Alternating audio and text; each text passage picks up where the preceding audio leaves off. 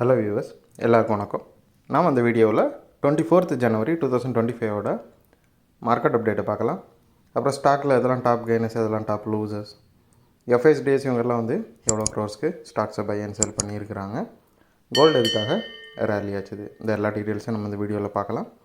First வந்து market அப்டேட்டை பார்த்துடலாம். நிஃப்டி பார்த்திங்கன்னா 113 பாயிண்ட் வந்து விழுந்துருந்துச்சு. ஸோ நிஃப்டி வந்து 23,000 வந்து டவுன் சைடில் பிரேக் பண்ணுறதுக்கு ரொம்பவே ட்ரை பண்ணிகிட்ருக்குது. ஸோ பிஎஸோட ஆதிக்கம் தான் பயங்கரமாக இருக்குது. ஏன்னா எஃப்ஐஸோட செல் வந்து இன்னும் கண்டினியூ ஆகிட்டு இருக்குங்கிறதுனால பிஎஸ் வந்து ரொம்பவே ஆக்டிவாக இருக்கிறாங்க. ஸோ இது வந்து 23,000 பிரேக் பண்ணுறதுக்கான வாய்ப்புகள் வந்து நிறையவே இருக்குது. அப்புறம் டாப் கெய்னர்ஸில் பார்த்திங்கன்னா ஃபஸ்ட் வந்து ஹிந்துஸ்தான் யூனிலீவர் இருக்குது. ஒரு 46 பாயிண்ட் வந்து ரேலி ஆகிருக்குது.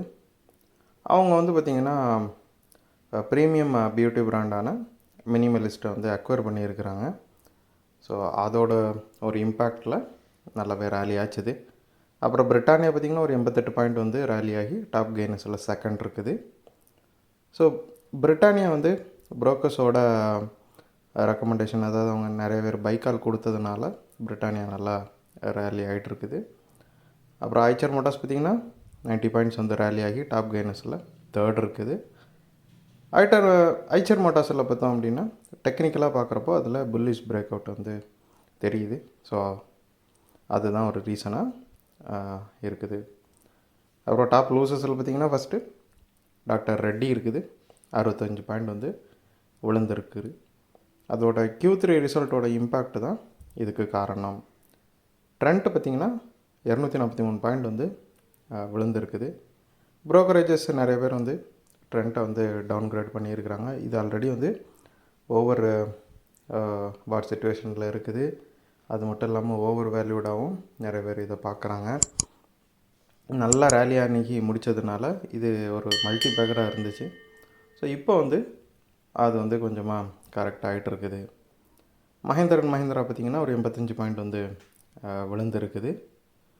ஸோ இதில் ரீசன் என்ன பார்த்தோம் அப்படின்னா, அதோட ஒரு வெஹிக்கிள் வந்து சென்சார் ஃபெயிலியர்னால் ஸ்டாப் ஆகிடுச்சு, மூவ் ஆகாமல். ஸோ இந்த மாதிரி இது வந்து எல்லா வெஹிக்கிள்லையுமே இந்த பிரச்சனை இருக்குதா அப்படிங்கிற மாதிரி ஒரு நியூஸ் வந்து ரீசெண்டாக வந்துச்சு, வெளியே வந்துச்சு. ஸோ அவங்களோட சென்சாரில் வந்து ஃபெயிலியர்ஸ் இருக்குதா அந்த கார்ஸோட சென்சாரில் அப்படிங்கிற மாதிரி ஒரு நியூஸ் வெளியே வந்ததுனால மஹேந்திரா வந்து கொஞ்சமாக விழுந்திருக்குது.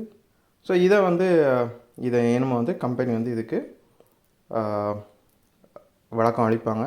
ஸோ அதுக்கப்புறம் தான் தெரியும் இது வந்து உண்மையாகவே அவங்களோட வெஹிக்கிளில் எதுவும் ஃபெயிலியர்ஸ் இருக்குதா இல்லை இது வந்து வெறும் ரூமர் தானாங்கிறது இனிமேல் தான் தெரிய வரும். அப்புறம் எஃப்ஐஸை பார்த்தோம் அப்படின்னா ஒரு 16 பாயிண்ட் வந்து ஒரு 16வது கண்டினியூஸ் டேவாக அவங்க வந்து செல் பண்ணியிருக்கிறாங்க. 2758 crore வந்து செல் பண்ணியிருக்கிறாங்க. டிஐஸ் வந்து 28வது கண்டினியூஸ் டேவாக பை பண்ணுறாங்க. 2402 crore வந்து பை பண்ணியிருக்கிறாங்க.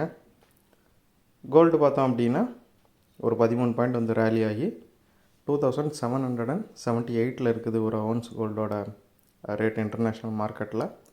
டாலர் வந்து கொஞ்சமாக சரிவு சந்தித்ததுனால கோல்டு இந்த அளவுக்கு ரேலியாக இருக்குது. ஸோ அந்த வீடியோவில் நான் உங்களுக்கு கொடுத்த இன்ஃபர்மேஷன்ஸ் எல்லாம் கண்டிப்பாக ஹெல்ப்ஃபுல்லாக இருந்திருக்கும் நான் நம்புகிறேன். இது உங்களோட ஃபியூச்சர் ட்ரேடிங் செஷனுக்கு கண்டிப்பாக ஹெல்ப் பண்ணும். இந்த வீடியோ உங்களுக்கு பிடிச்சிருந்துச்சின்னா லைக் பண்ணுங்கள், ஷேர் பண்ணுங்கள், மறக்காம சேனலுக்கு சப்ஸ்கிரைப் பண்ணுங்கள். அப்படியே இந்த பெல் ஐகானை கிளிக் பண்ணிங்கன்னா டெய்லி அப்டேட்ஸ் தவறாமல் கிடைக்கும். தேங்க்ஸ் ஃபார் வாட்சிங். Keep supporting. தேங்க்யூ.